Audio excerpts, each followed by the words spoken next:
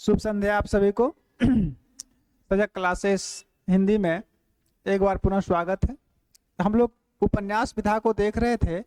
गद्य साहित्य में उपन्यास विधा चल रही थी और आंचलिक उपन्यासकार में जो प्रमुख उपन्यासकार थे, जैसे कि फणीश्वरनाथ रेणु हो गए। फणीश्वरनाथ रेणु के बाद जो उपन्यासकार थे, सबसे पहले रेणु जी को पढ़ाया, रेणु जी के बाद नागार्जुन को बता दिए, नागार्जुन के बाद श्रीलाल शुक्ल को बता दिए।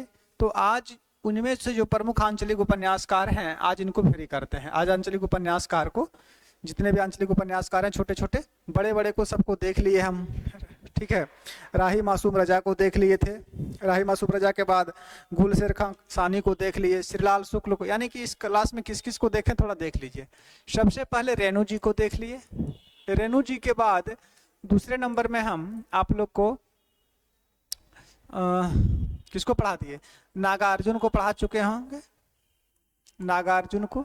नागार्जुन के बाद आप लोग को रामदरस मिश्र को पढ़ा दिए होंगे, रामदरस मिश्र को पढ़ा दिए होंगे। पानी का प्राचीर याद होगा आप लोग को। इसके बाद रामदरस मिश्र के बाद राही मासूम रजा को पढ़ा दिए होंगे, देख चुके हैं ना ये सब? हाँ, राही मासूम रजा, राही मासूम रजा देख चुके हैं। इसके बाद आप लोग गुलशेर खां सानी देख लिए, गुलशेर खां, गुलशेर खां, गुलशेर खां सानी को देख लिए। श्रीलाल शुक्ल को देख लिए होंगे, राग दरबारी, श्रीलाल शुक्ल, इनको भी हम लोग देख चुके हैं, ठीक है। गुलशेर का सानी, श्रीलाल शुक्ल को देख लिए हैं। इनके पश्चात ये सभी तो हो चुके हैं, ये सभी उपन्यासकार। इन उपन्यासकारों का क्रम, उपन्यासों का वर्ण विषय, उपन्यासों के पात्र, ये सब आप लोग को बारीकी से बता चुके हैं। आज इनके बाद श्रीलाल शुक्ल को आए। सबसे पहले हम देखते हैं शैलेश मटियानी को। इनके भी उपन्यास कुछ ऐसे थे, इनके उपन्यास एक दो है नहीं। इनके उपन्यासों की बात करें तो शैलेश मटियानी जी का टोटल उपन्यास 48 है, और उन उपन्यासों में जो प्रमुख है उनको हम लोग थोड़ा सा देख लेते हैं, ठीक है। तो आज सबसे पहले हम लोग शैलेश मटियानी को देखते हैं। आंचलिक उपन्यासकार के क्लास संख्या 18 है। चलिए, सबसे पहले हम आज शैलेश मटियानी को देखते हैं। शैलेश मटियानी, इनका, शैलेश मटियानी जी का पहले थोड़ा सा परिचय देख लीजिए। इनका जन्म कब हुआ था? इनका जन्म हुआ था 1931 ईस्वी में। जन्म कब हुआ शैलेश मटियानी का? तो जन्म हुआ 1931 ईस्वी में। निधन कब हुआ? अगर निधन की बात करें तो इनका निधन हुआ था 2000 ईस्वी में। कब हुआ था? 2000 ईस्वी में इनका निधन हो गया। इनके कुल उपन्यासों की संख्या की अगर बात करें कि इनके कुल उपन्यास कितने हैं, तो इनके कुल उपन्यासों की संख्या जो है वो 48 है। इन्होंने टोटल कितने उपन्यास लिखे? 48। अब 48 उपन्यास तो आप लोग याद करेंगे नहीं, ना ही याद होगा सबका वर्ण विषय, सबके पात्र, तो ये असंभव वाली बात है कि इतना, अगर सभी का सभी उपन्यास देखते चलेंगे कितना याद कीजिएगा आप लोग। तो इनके कुल उपन्यास शैलेश मटियानी जी का 48 है, ठीक है। इन उपन्यासों में जो इनके प्रमुख उपन्यास हैं 48 में से, उनको थोड़ा सा देख लेते हैं, और उसमें से भी जो प्रमुख है एग्जाम की दृष्टि से, उसके पात्र आदि को हम लोग देख लेते हैं। तो लिख सकते हैं प्रमुख उपन्यास। क्या लिख सकते हैं? प्रमुख उपन्यास। प्रमुख उपन्यास में पात्र आदि के बारे में भी हम लोग देखेंगे, उनमें से जो मोस्ट होंगे, ठीक है।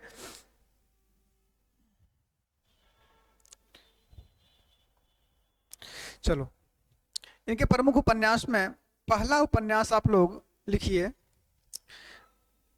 इनके उपन्यासों का प्रकाशन वर्ष पूछा जा सकता है, क्रम वाला प्रश्न आ सकता है कि आरोही क्रम में किस उपन्यास का प्रकाशन कब हुआ, इसके बाद कौन सा उपन्यास, ये प्रश्न यहाँ से पूछी जा सकती है। इनके उपन्यासों के पात्र नहीं पूछे जाएंगे, इनके उपन्यासों की कथा वस्तु नहीं पूछी जाएगी। चलो, पहला उपन्यास इनका लिखिए बोरावली से बोरा बंदर तक। बोरावली से बोरा बंदर तक। बोरावली से बोरा बंदर तक का प्रकाशन वर्ष कब है? ये 1959 ईस्वी का उपन्यास है। कब का है ये? 1959 का। दूसरा उपन्यास लिखिए कबूतर खाना, जो मोस्ट है वो लिख लीजिए, कबूतर खाना। कबूतर खाना का प्रकाशन वर्ष कब है? ये भी 1959 ईस्वी का है। ये उपन्यास भी इनका कब है? ये भी 1959 ईस्वी का ही है। दोनों उपन्यास 1959 का ही है। कबूतर के खाना के बाद लिखिए किस्सा नर्मदा बेन गंगूबाई। नंबर 3 किस्सा नर्मदा बेन बोला जाता है बहन को, ठीक है। नर्मदा बेन गुजराती भाषा का है। किस्सा नर्मदा बेन गंगूबाई, कौन बाई? तो गंगूबाई। किस्सा नर्मदा बेन गंगूबाई। इसका प्रकाशन वर्ष कब हुआ था? ये 1960 ईस्वी का उपन्यास है। कब का है ये? तो 1960 का है ये, 1960 ईस्वी का ये उपन्यास है, किस्सा नर्मदा बेन गंगूबाई। इसके बाद इनका लिख लीजिए एक उपन्यास त्रिया भली ना काट की, 1961 का था। नंबर 4 त्रिया भली ना काट की, त्रिया मतलब स्त्री, त्रिया भली ना काट की 1961, चौथा नंबर। त्रिया भली ना काट की, इसका प्रकाशन वर्ष कब था? 1961 ईस्वी इसका प्रकाशन वर्ष है। त्रिया भली ना काट की उपन्यास भी अच्छी है ये। इसके बाद लिख लीजिए बारूद और बलूची, 1962। बारूद और बलूची, बारूद और बलूची कब की है? बारूद और बलूची उपन्यास का प्रकाशन हुआ था 1962 ईस्वी में। बारूद और बलूची 1962। उसके बाद लिख लीजिए मुख सरोवर के हंस, 1962 का ये भी है। मुख सरोवर के हंस ये भी कब की है? ये भी 1962 ईस्वी का ही उपन्यास है, मुख सरोवर के हंस। मुख सरोवर के हंस के बाद लिख लीजिए एक मूठ सरसों, ये भी 1962 का है। एक मूठ सरसों, एक मूठ सरसों, इसका प्रकाशन वर्ष कब है? ये भी 1962 ईस्वी में प्रकाशित हुई थी, एक मूठ सरसों। एक मूठ सरसों के बाद अगला उपन्यास लिख लीजिए कोई अजनबी नहीं, 8वां नंबर। कोई अजनबी नहीं, कोई अजनबी नहीं प्रकाशन, इसका प्रकाशन वर्ष 1966 का है ये, 1966 ईस्वी में ये उपन्यास लिखी गई थी। नहीं 48 नहीं लिखाएंगे, जो प्रमुख है वो लिख लीजिए। उसके बाद दो बूंद जल, जो मोस्ट है, जो प्रश्न पूछा सकते हैं, दो बूंद जल, दो बूंद जल, इसका प्रकाशन वर्ष भी 1966 ईस्वी ही है। प्रकाशन वर्ष 1966 ईस्वी इसका भी है। नंबर 10 दो बूंद जल के बाद लिख लीजिए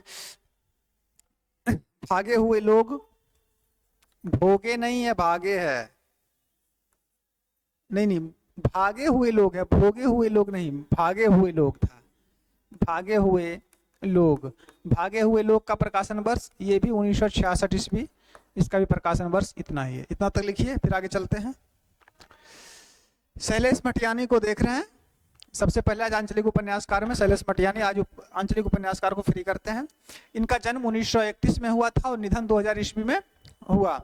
कुल उपन्यास की संख्या इनकी कितनी है? 48। इनमें से जो प्रमुख उपन्यास इनका लिख लेते हैं, बोरावली से बोराबंदर तक 1959, कबूतर खाना 1959, किस्सा गंगूबाई, किस्सा नर्मदाबेन गंगूबाई 1960, त्रिया भली ना काट की 1961, बारूद और बलूची 1962, मुख सरोवर के हंस 1962, एक मूठ सरसों 1962, कोई अजनबी नहीं 1966, दो बूंद जल 1966, भागे हुए लोग 1966। 10 हो गया, और भी कुछ लिख लीजिए कम से कम। उसके बाद लिखिए जल तरंग 1973 का है ये, नंबर 11। जल तरंग सब मत लिखिए, नहीं याद होगा। जल तरंग ये 1973 ईस्वी में इसका प्रकाशन हुआ था, जल तरंग का। जल तरंग के बाद लिखिए उगते सूरज की किरण, नंबर 12।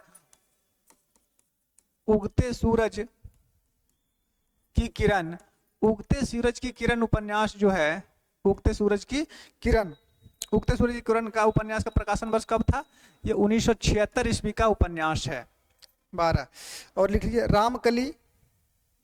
रामकली 78 का है। नंबर 13 रामकली, उपन्यास का नाम है रामकली। रामकली ये है, इसका प्रकाशन वर्ष 1978 ईस्वी है। प्रकाशन वर्ष 1978 ईस्वी इसका प्रकाशन वर्ष है। रामकली के बाद सर्पगंधा, ये थोड़ा याद रखिएगा, सर्पगंधा। सर्पगंधा उपन्यास कब का है? 1989 का है। ये 1979 ईस्वी का है। 79, हाँ 79, 1979 ईस्वी इसका प्रकाशन वर्ष है। इसके बाद उत्तरकांड, अब रामायण वाला उत्तरकांड नहीं है ये, इस उपन्यास का नाम है उत्तरकांड। उत्तरकांड का प्रकाशन हुआ था 1980 ईस्वी में। उत्तरकांड 1980। उसके बाद लिखिए गपूली गफूरन। गपूली गफूरन कब का था? तो गपूली गफूरन 1981 ईस्वी का उपन्यास है ये। नंबर 16 गोपुली, गोपुली गफूरन। गोपुली गफूरन कब का है ये? इसका प्रकाशन वर्ष 1981 ईस्वी है, गोपुली गफूरन। नंबर 17 में लिख लीजिए 52 नदियों का संगम, ये भी 81 का है। 52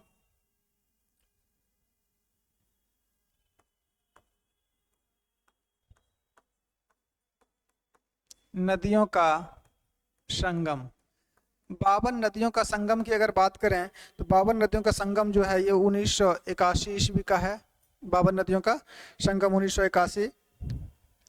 और इस इधर लिख देते हैं। नंबर 18 में लिख लीजिए एक उपन्यास इनका था मुठभेड़। मुठभेड़, मुठभेड़ का प्रकाशन वर्ष था कब? ये 1983 ईस्वी में इसका प्रकाशन हुआ था। 1983। दो उपन्यासों को लिख लीजिए। एक लिख लीजिए 19 नंबर में माया सरोवर।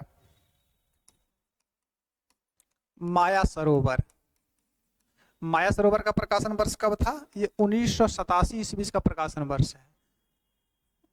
1987 ईस्वी इसका प्रकाशन वर्ष है माया सरोवर का। एक और लिख लीजिए नंबर 20। नंबर 20 में लिख लीजिए चंद औरतों का शहर, ये 92 का है और इनका थोड़ा मोस्ट उपन्यास है, इनको याद रखिएगा। चंद औरतों का शहर। चंद औरतों का शहर ये कब का है? ये 1992 ईस्वी का उपन्यास है। तो ये इनके प्रमुख उपन्यास में आप लोग को 20 लिखा चुके हैं। टोटल उपन्यासों की संख्या इनकी कितनी थी? टोटल उपन्यासों की संख्या इनकी 48 उपन्यास था इनका। 48 उपन्यास इन्होंने लिखा, जिसमें से 20 आप लोग को महत्वपूर्ण जो था वो लिखा था। इसमें से अगर महत्वपूर्ण देखना चाहेंगे तो देख लीजिए। बोरावली से बोरा बंदर तक इनका उपन्यास मोस्ट है, थोड़ा दाग लगा लीजिए। बोरावली से बोरा बंदर तक कबूतर खाना मोस्ट है, ये दो इधर हो गया। एक ये त्रियाभली ना काट, किस्सा नर्मदा बहन गंगूबाई, एक उपन्यास यहाँ है त्रियाभली ना काट की, ठीक है। एक मूठ सरसों, ये मोस्ट है। आगे आइए, इसके बाद लिख लीजिए यहाँ पे एक सर्पगंधा मोस्ट है। सर्पगंधा के बाद चंद औरतों का शहर, माया सरोवर, मुठभेड़, ये गपूली गफूरन। इतना उपन्यास इनका, कम से कम इसका प्रकाशन वर्ष याद रखे आप लोग का। तो ये इनके उपन्यासों के बारे में हो गए। इनके उपन्यासों का अगर मूल बात समझें कि इनके उपन्यासों में है क्या, तो इनके उपन्यासों में अर्थात शैलेश मटियानी जी के उपन्यासों में प्राचीन ग्रामीण संस्कृति जो है, जो भी प्राचीन ग्रामीण संस्कृति रही, उनके प्रति लगाव की भावना इनमें मूल रूप से व्यक्त हुई है, ठीक है। इनके उपन्यास को प्रेमचंद्र के अधूरे सपनों को पूरा करने वाला उपन्यासकार इनको कहा जाता है। किसने कहा था? ये बात मोस्ट परीक्षा में पूछी भी गई है कि शैलेश मटियानी के उपन्यासों को किसने प्रेमचंद्र के अधूरे सपने पूरा करने वाला उपन्यासकार इनको कहा है। तो ये उपकथन किनका है, थोड़ा सा इसको लिख लीजिए, थोड़ा विशेष तथ्य इनके बारे में विशेष में एक पॉइंट देके 2-3 पॉइंट लिख लीजिए इनके बारे में कुछ बातें। पहली बात तो ये कि इनके उपन्यासों में प्राचीन ग्रामीण संस्कृति के प्रति लगाव की भावना व्यक्त हुई है। लिख सकते हैं शैलेश मटियानी शैलेश मटियानी के उपन्यासों में प्राचीन ग्रामीण संस्कृति, शैलेश मटियानी के उपन्यासों में प्राचीन ग्रामीण संस्कृति के प्रति लगाव की भावना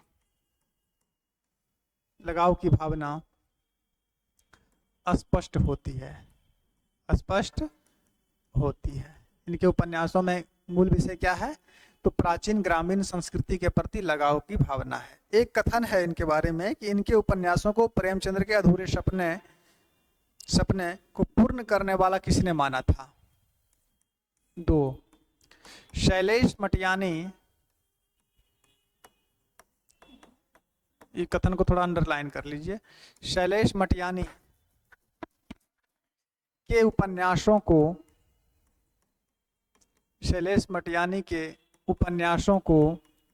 प्रेमचंद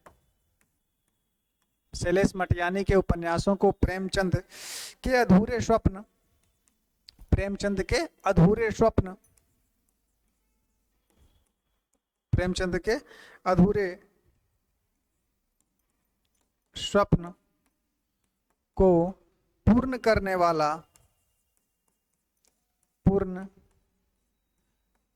वाला माना गया है या माना है। ये कथन किसका है?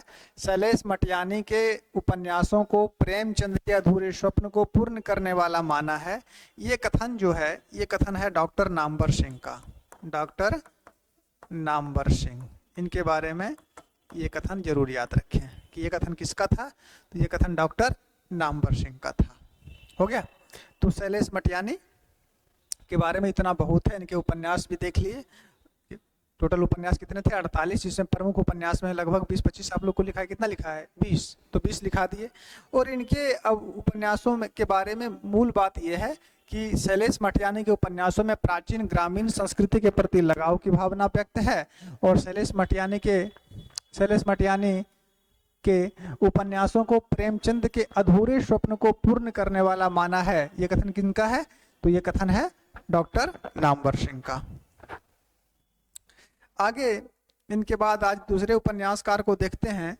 दूसरे उपन्यासकार में आज सबसे पहले हिमांशु जोशी को देख लेते हैं। नंबर 2, हिमांशु जोशी। क्या नाम था इनका? हिमांशु जोशी।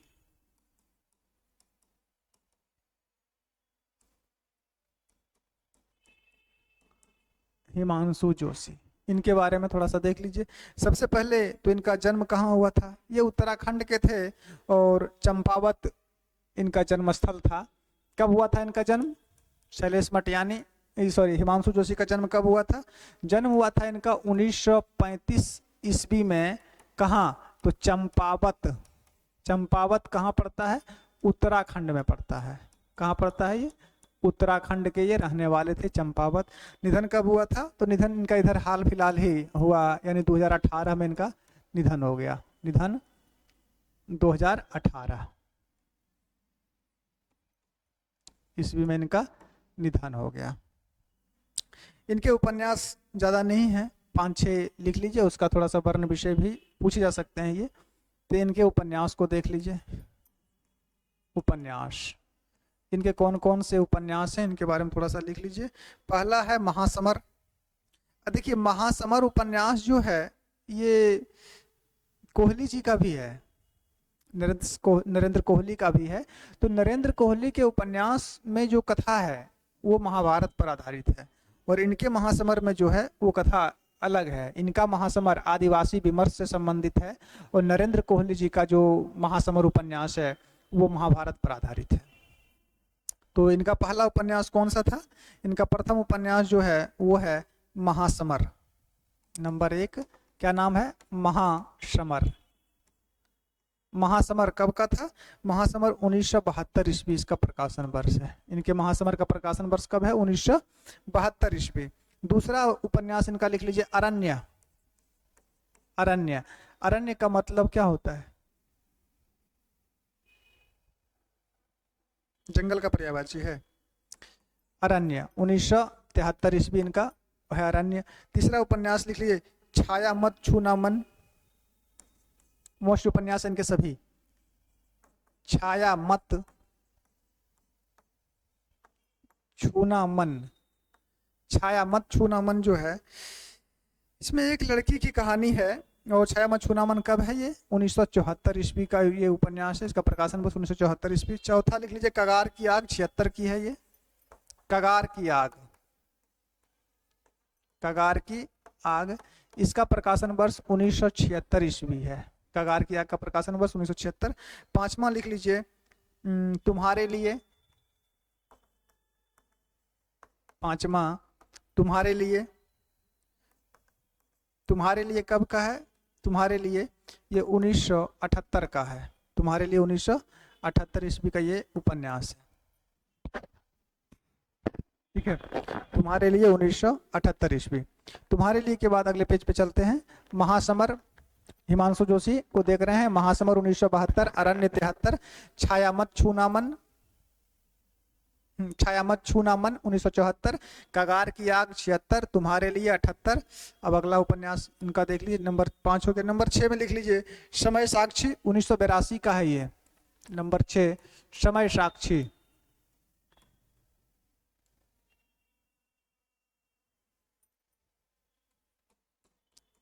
समय साक्षी प्रकाशन वर्ष 1982 ईस्वी है। एक उपन्यास इनका और लिख लिए समय साक्षी के बाद, सुराज। कौन सा राज? तो सुराज। इसका प्रकाशन वर्ष भी 1982 ईस्वी ही है। इसका प्रकाशन वर्ष 1982 ईस्वी ही सुराज का। ठीक है, अब इनके उपन्यासों के बारे में कुछ हम विशेष तथ्य देख लेते हैं, ज्यादा नहीं लिखना है। किससे संबंधित है ये जरूरी है। जैसे इनका महासमर जो था, इनका महासमर उपन्यास आदिवासी विमर्श से संबंधित है। आदिवासियों की, पहाड़ी आदिवासियों की कहानी उसमें है। तो ये लिख लीजिए एक लाइन में। अंडमान निकोबार द्वीप समूह के आदिवासी के जनजीवन का चित्रण है इनके महासमर उपन्यास में। अर्थात अगर जनजातियों का चित्रण है तो वो दलित विमर्श से संबंधित होता है, आदिवासी विमर्श से। तो थोड़ा सा तथ्य देख लीजिए इनके बारे में। इनके उपन्यासों का क्या देख लेना है? तथ्य। पहला उपन्यास इनका जो था, कौन सा था जी? महासमर। महासमर, महासमर का प्रकाशन वर्ष कब था? 1972 ईस्वी। क्या है इसमें? 1972 ईस्वी।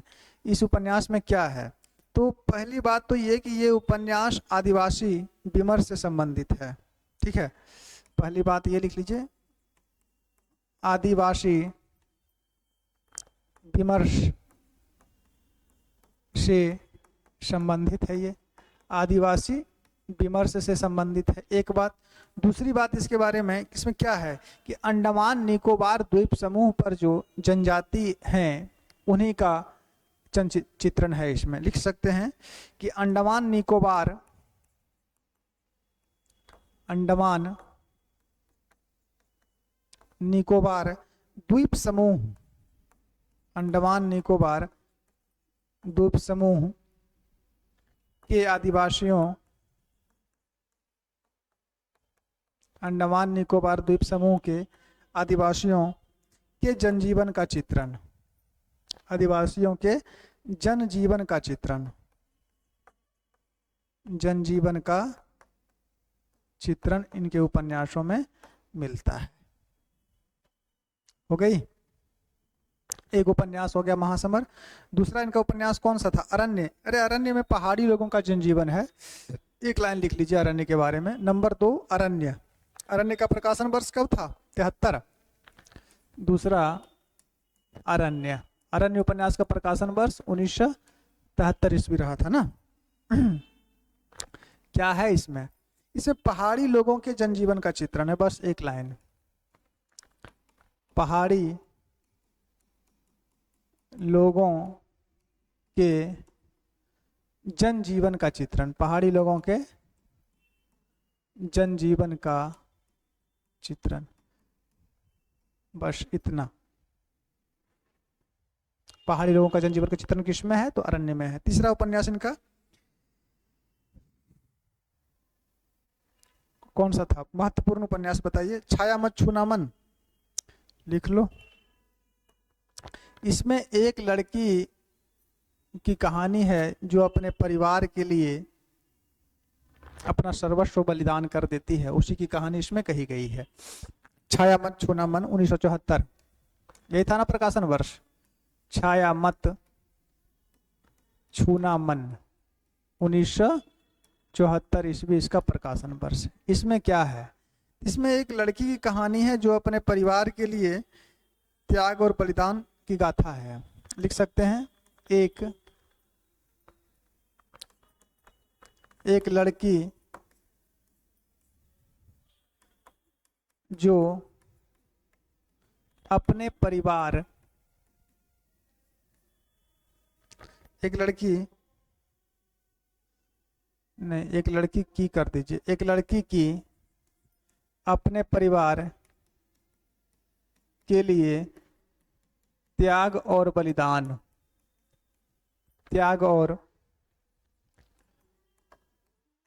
बलिदान की गाथा का चित्रण इसमें किया गया है। हो गया? चलो आगे। इनके बाद कौन सा था? छाया मत छूना मन के बाद कगार की आग, नारी शोषण की गाथा है उसमें, और उसमें एक गांव है अल्मोड़ा में, लखौना, उसी का चित्रण है। नंबर 4 में लिख लीजिए, कौन सा था? नंबर 4 में कगार की आग।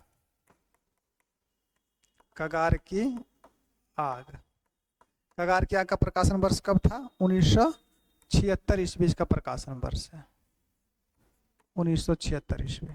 इसमें क्या है? कगार की आग में प्रकाश क्या है? तो कगार की आग में पहले तो ये इसके बारे में समझ लीजिए कि इसमें स्त्री के शोषण का चित्रण है, और इसमें एक गांव आता है अल्मोड़ा में, लखौना, उसी का गांव का चित्रण है। एक लाइन में इसको भी समाप्त कीजिए। ज्यादा नहीं लिखा रहे हैं प्रभु, आप लोग परेशान मत होइए, लिख लीजिए। इसका जो कथा क्षेत्र है, कथा क्षेत्र इसका जो आता है वो लखौना गांव है।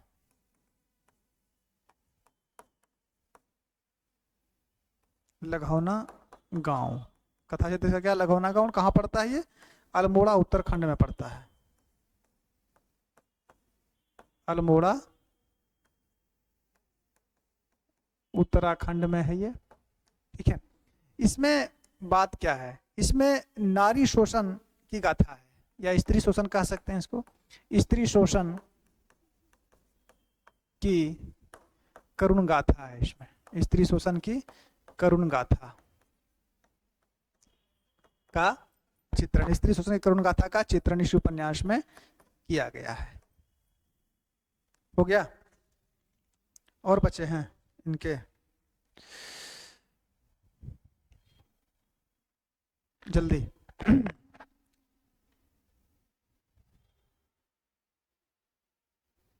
चलो आगे बढ़ते हैं। कगार की आग के बाद इनका और उपन्यास कौन सा था जी? कगार की आग में बाद तुम्हारे लिए में प्रेम का चित्रण है। इसको अगर देखना है तो इसमें तुम्हारे लिए में लिख लीजिए, प्रेम की महिमा का चित्रण, प्रेम की महिमा का चित्रण। कितना लिखिएगा बस। प्रेम की महिमा का चित्रण किस उपन्यास में है? तो तुम्हारे लिए उपन्यास में प्रेम की महिमा का चित्रण है। और क्या है? समय साक्षी में आपातकाल का चित्रण है, और लिख ही लो यहीं पे, ज्यादा है नहीं, एक लाइन लिखना है। आपातकाल का चित्रण किसमें है? समय साक्षी में है। और सुराज में क्या है?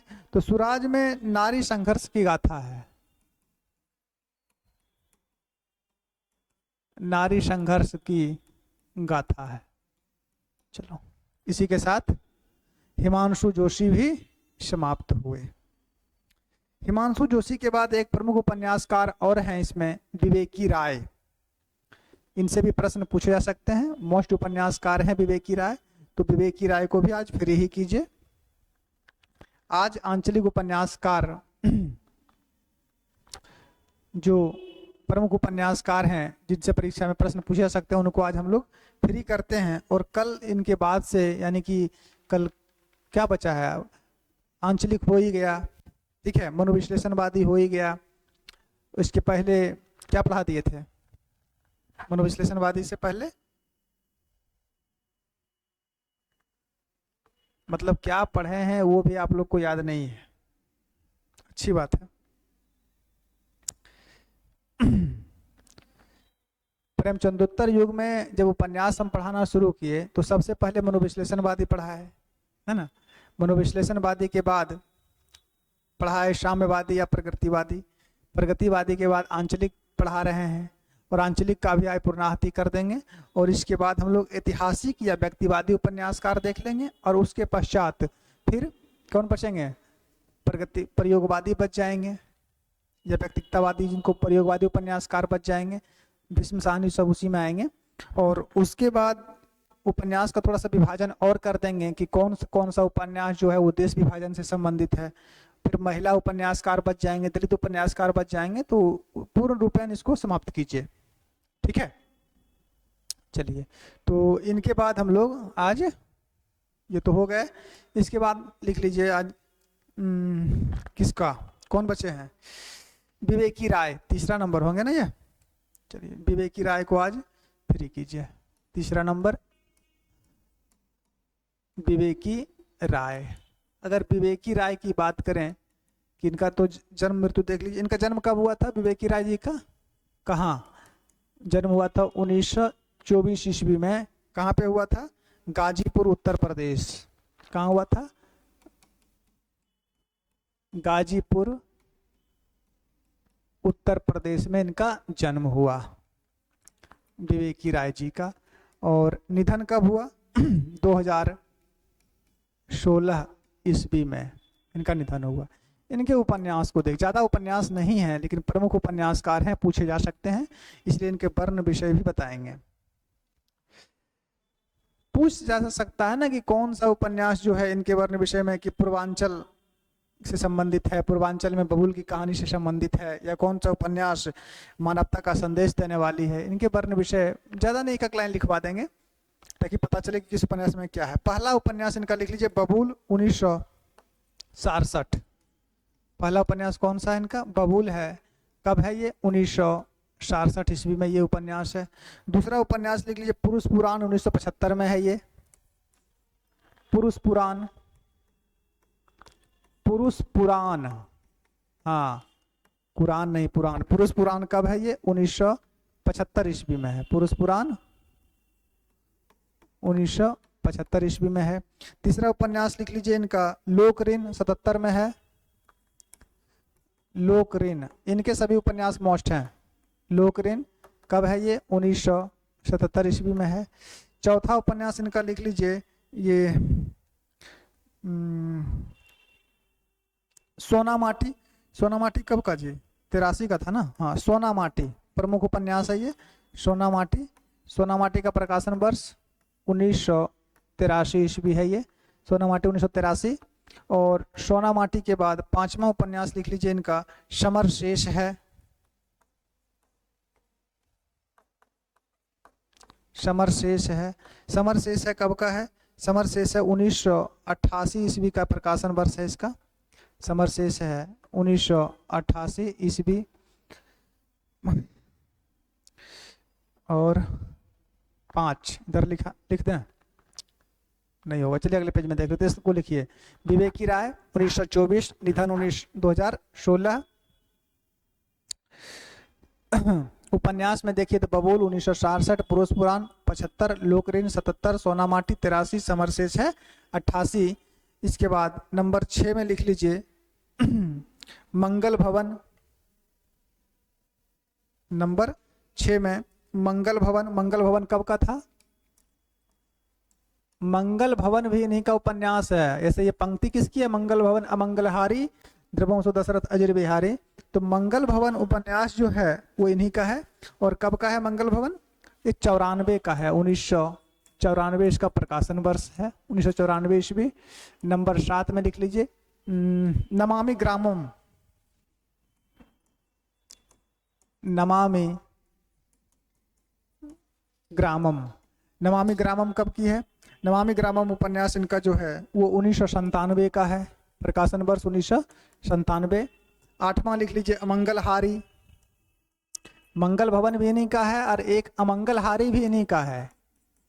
अमंगलहारी प्रकाशन वर्ष कब है अमंगलहारी का? ये 2000 ईस्वी का है, 2000 ईस्वी।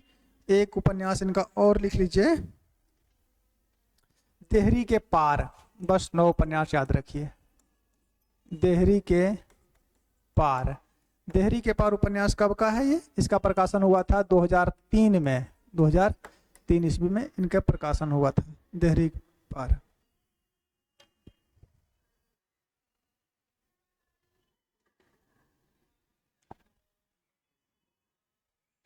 ठीक है, तो ये इनके हो गए उपन्यास। अब इनके उपन्यासों का कुछ वर्ण विषय एक बार देख लीजिए। इनके सभी उपन्यास मोस्ट हैं, याद रखिएगा आप लोग।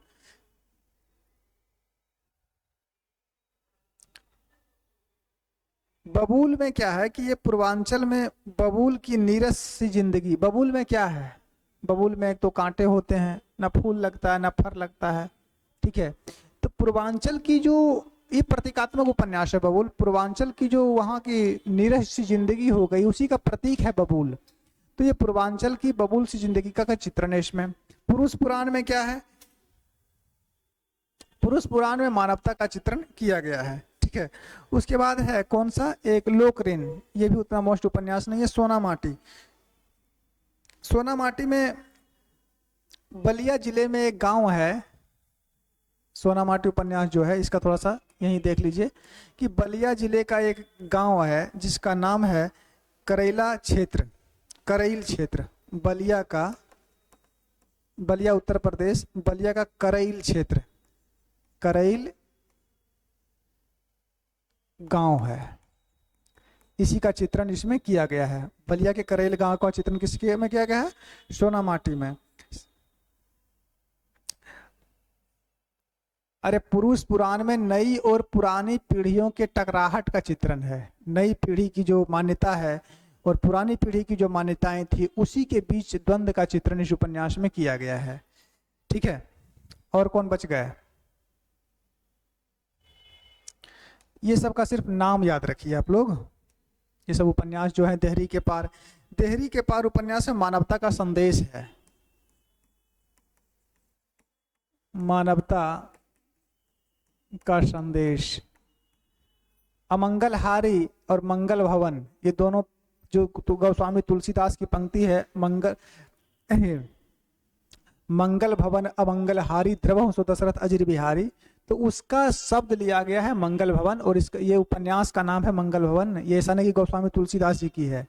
ठीक है, हिमांशु जोशी का ये उपन्यास है, सॉरी विवेकी राय का ये उपन्यास है मंगल भवन और अमंगलहारी। एक का प्रकाशन वर्ष 1994 और दूसरे का प्रकाशन वर्ष है 2001। नमामि ग्रामम इसमें गांव की जिंदगी का चित्रण है। अमंगलहारी में जो है इस उपन्यास में गांव का एक व्यक्ति रहता है और उसी के माध्यम से गांव की उद्धार की कथा इसमें कही गई है। इसका विषय वस्तु पूछा नहीं जाएगा, पूछा अगर जा सकता है तो एक उपन्यास जो है ये बबुल। देखो पुरुष पुराण में नई और पुरानी पीढ़ियों का चिंतन, ये नई व पुरानी पीढ़ियों के संघर्ष का चित्रण है। इसमें पूछा जा सकता है तो ये पूछा जा सकता है पुरुष पुराण। बबूल में क्या है कि पूर्वांचल के बबूल से पूर्वांचल का चित्रण है। पूर्वांचल का चित्रण है इसमें। ठीक है, पूर्वांचल का इसमें चित्रण है। उत्तर प्रदेश के रहने वाले थे तो पूर्वांचल जो पड़ता है उसी का चित्रण है। और वहां में ये बबूल जो है वो ये निरस्ता का एक प्रतीक है, उसी का चित्रण इस उपन्यास में किया गया है। और कुछ बचे हैं इनमें? एक उपन्यासकार कोई अगर बचे हुए हैं तो बोलिए, उनको हम आज पूरा कर ही देते हैं। चाय के लिए आप लोग का भी स्वागत है, चाय पीजिए और पढ़िए क्योंकि क्लास थोड़ी आज लंबी चलेगी। इसके बाद हिंदी साहित्य का इतिहास भी शुरू किए हैं। तो हिंदी साहित्य का इतिहास शुरू से, तो अभी साहित्य इतिहास लेखन परंपरा देख रहे हैं। साहित्य इतिहास में कौन कौन से इतिहासकार को 2-3 क्लास हुई है इसकी अभी, तो वो क्लास में भी आप लोग शामिल हो सकते हैं, कोई दिक्कत नहीं है। तो उसमें अब हम लोग, चलिए उसकी बात उसमें करेंगे, इसको देख लीजिए पहले।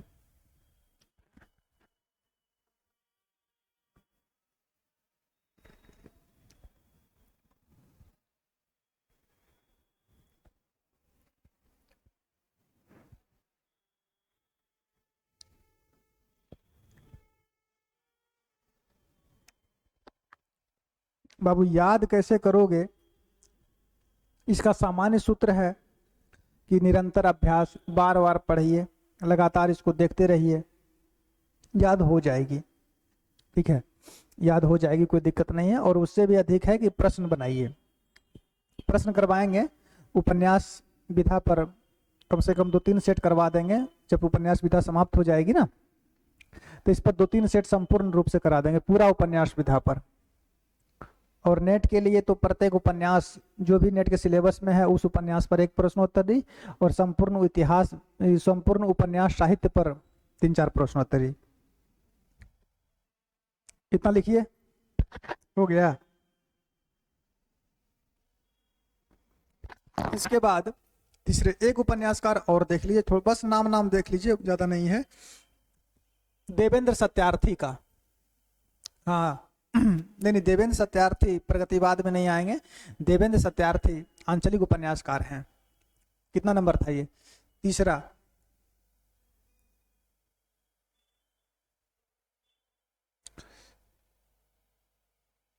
चलिए, नंबर 4, क्या नाम था जी? देवेंद्र सत्यार्थी। इनका जन्म कब हुआ था? 1908 में ना? हाँ, देवेंद्र सत्यार्थी। देवेंद्र सत्यार्थी का जन्म कब हुआ? तो इनका जन्म हुआ था 1908 ईस्वी में। कब जन्म हुआ? 1908 में। 1908 में इनका जन्म हुआ। कहाँ हुआ था? तो पंजाब में हुआ था। पंजाब में एक जगह है जिसका नाम है संगरूर। हाँ, संगरूर पंजाब में पड़ता है। बस में याद रखिए। निधन इनका कब हुआ था? निधन 2003 में हुआ, 2003 ईस्वी में। इनके उपन्यासों का सिर्फ नाम लिख लीजिए, और जो मोस्ट है उनके कुछ तथ्य लिखा देंगे इसी तरह से। पहला उपन्यास इनका लिख लीजिए, रथ के पहिए। रथ के पहिए 1953 का है।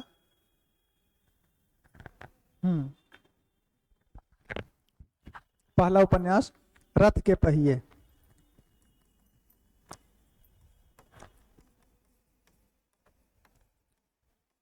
रथ का पहिए प्रकाशन वर्ष 1953 में हुआ है। ये उपन्यास भी आदिवासी विमर्श से संबंधित है। इसमें आदिवासियों की कथा कही गई है, और मध्य प्रदेश गौंड जनजाति का इसमें चित्रण है। लिखा दें क्या? लिख ही लो इसके बारे में। फिर दूसरा उपन्यास, आदिवासी विमर्श से संबंधित। आदिवासी विमर्श से संबंधित है। ये किससे संबंधित है? आदिवासी विमर्श से संबंधित है। और मध्य प्रदेश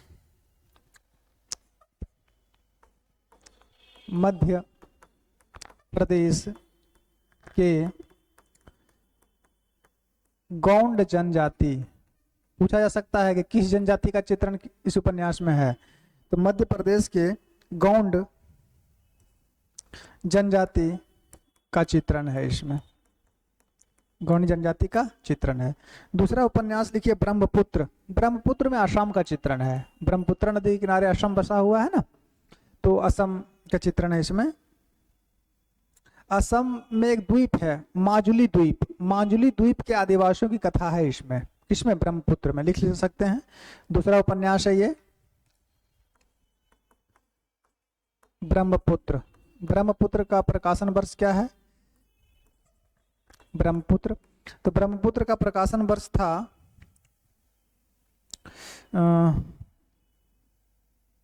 ब्रह्मपुत्र का प्रकाशन वर्ष 1956 था, और 1956 से पहले इनका एक उपन्यास, जैसे कि रथ का पहिया आया था 53 में, और 54 में आया था इनका एक उपन्यास कठपुतली। रुक जाइए 1 सेकंड। नंबर 2 में लिखिए कठपुतली। कठपुतली प्रमुख उपन्यास है कठपुतली। कठपुतली का प्रकाशन वर्ष 1954 ईस्वी है। अब ब्रह्मपुत्र लिखिए, नंबर 3 में ब्रह्मपुत्र लिखिए 1956। नंबर 3 ब्रह्मपुत्र 1956। ब्रह्मपुत्र, इसका प्रकाशन वर्ष 1956 ईस्वी है, और इसमें मांजुली द्वीप, असम में जो मांजुली द्वीप पड़ता है, मांजुली द्वीप के जनजातियों का चित्रण, इसमें आदिवासियों का चित्रण किया गया है। चौथा उपन्यास इनका जो आता है वो है कथा उर्वशी। कथा उर्वशी का प्रकाशन वर्ष कब था? कथा उर्वशी 58 का है। हाँ, कथा उर्वशी, कथा उर्वशी का प्रकाशन वर्ष 1958 ईस्वी है। 1958 ईस्वी। नंबर 5 में लिख लीजिए एक और उपन्यास दूधगाछ। दूधगाछ, दूधगाछ का प्रकाशन वर्ष कब हुआ था? 1958 ईस्वी हुआ था। एक उपन्यास और लिख लीजिए दूधगाछ के बाद, तेरी कसम सतलुज, नंबर 6। तेरी कसम सतलुज। तेरी कसम सतलुज जो है, इसका प्रकाशन वर्ष कब हुआ? 1988 ईस्वी में। तेरी कसम सतलुज प्रकाशन वर्ष 1988। ये इनके हो गए उपन्यास। देखो थोड़ा थोड़ा विषय वस्तु इनके बारे में यही जान लो, किसमें क्या है उसके लिए अलग से आवश्यकता नहीं है लिखने की कि किसमें क्या लिखा गया है। अगर हम बात करें, जैसे रथ की पहिए इनका प्रमुख उपन्यास था, तो रथ के पहिए में क्या है? आदिवासी विमर्श से संबंधित है ये। मध्य प्रदेश के गौंड जनजाति का चित्रण है। कठपुतली, कठपुतली उतनी मस्त नहीं है। ब्रह्मपुत्र, ब्रह्मपुत्र में मांझुली द्वीप, मांझुली द्वीप के आदिवासियों का चित्रण है इसमें, ठीक है। कथा उर्वशी, कथा उर्वशी नहीं था, कथा कहो उर्वशी था ना जी। 1 सेकंड रुकिए, कथा कहो उर्वशी है। कथा कहो उर्वशी, थोड़ा सा सुधार लीजिए, छूट गया। कथा कहो उर्वशी, प्रकाशन वर्ष 1958 ईस्वी था इसका। कथा कहो उर्वशी, प्रकाशन वर्ष 1918 ईस्वी। इस उपन्यास में क्या है? कथा कहो उर्वशी में, इस उपन्यास में मूर्तिकार की साधना का चित्रण है। मूर्तिकार की साधना का चित्रण है। कथा कहो उर्वशी में मूर्तिकार की साधना का चित्रण है। एक कौन बच गया? ब्रह्मपुत्र हो गया, मोस्ट था। कथा कहो उर्वशी हो गया। करसम तेरी सतलुज ये उतना मोस्ट नहीं है। एक दूधगाछ है। तो दूधगाछ उपन्यास में क्या है? इस उपन्यास में, तो इस उपन्यास में संगीतकारों की साधना का चित्रण है। संगीतकार की साधना, संगीतकार की साधना का चित्रण। बहुत हो गया इसके बाद इनके बारे में, है ना। तो इन्हीं के साथ आज आंचलिक उपन्यासकार समाप्त हुए। आंचलिक उपन्यासकारों मैंने बहुत सारे को पढ़ा चुका है, कर चुके हैं, लगभग 10-11 को बता चुके होंगे।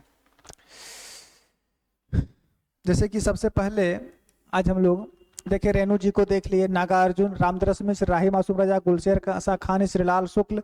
श्रीलाल शुक्ल के बाद आप लोग को बता दिए शैलेश मटियानी। शैलेश मटियानी के बाद बता दिए आज हिमांशु जोशी। हिमांशु जोशी के बाद विवेकी राय, और विवेकी राय के बाद सत्यदेवेंद्र सत्यार्थी। तो लगभग सभी प्रमुख उपन्यासकार जो आंचलिक उपन्यासकार थे वो आज समाप्त हुए। तो कल से हम लोग ऐतिहासिक उपन्यासकार को देखेंगे। कल से हम लोग ऐतिहासिक उपन्यासकार को देखते हैं, ठीक है। आज इतना ही रहने दीजिए। कुछ समय के पश्चात, यानी कि थोड़ा सा ब्रेक ले लीजिए, उसके बाद हम लोग आदिकाल जो शुरू किए हैं इतिहास, साहित्य, इतिहास लेखन की परंपरा, उसको पढ़ते हैं और उसके बाद व्याकरण की क्लास होगी। ठीक है, आज के लिए इतना ही, धन्यवाद।